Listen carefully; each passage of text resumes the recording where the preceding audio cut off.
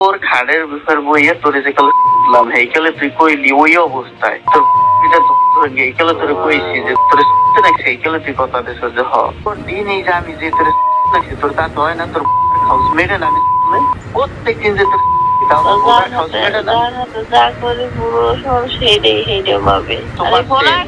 Normally সে school থেকে call দেওয়ার time পার করে সে রাতে বেলা কল দিত 10টা-11টার পরে।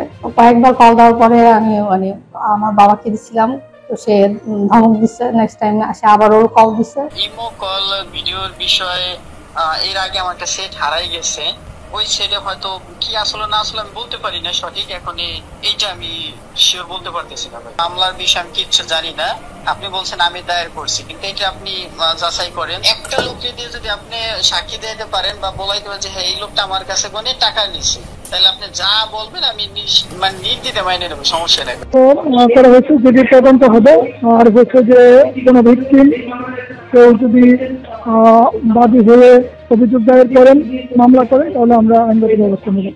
তোমার সম্পর্কে আমার খুব ভালো ধারণা, কিন্তু সেই ছেলেটার মুখ থেকে সরাসরি আমি শব্দটা কিন্তু এখন পর্যন্ত উচ্চারণ করি নাই যে আমি তুমি কি আমাকে লাগাতে দিবা, এইরকম ওয়ার্ড তোমার মুখ থেকে আমি আশা করি নাই। I am just surprise. আচ্ছা ওকে, এখন কি তুমি এটা দিয়ে তোমার আগে আমার সম্পর্কে যা যা ইমপ্রেশন ছিল সব কিছু কি মুছে ফেললা? আমি সারপ্রাইজ। আমি এতটা ডাম, যখন তুমি আমার কাছে বারবার ছবি চাইছিলা, আমি ভাবছি যে কেমন আছে না আছে জানার জন্য, যেহেতু তুমি আমাকে দেখছো। এটার জন্য এটার পেছনে অন্য কোনো ইন্টেনশন, এটা জাস্ট আমার যাকে আমার ভালো লাগে তাকে আমার দেখতে ইচ্ছা করে। এই ভালো লাগে মানে আবার ওই রকম না, মানে আমি যাকে পছন্দ করি, যার সাথে আমার একটা মিল আছে, দ্যাটস ইট। এটার পেছনে অন্য কোনো ইন্টেনশন কিছু না, প্লিজ।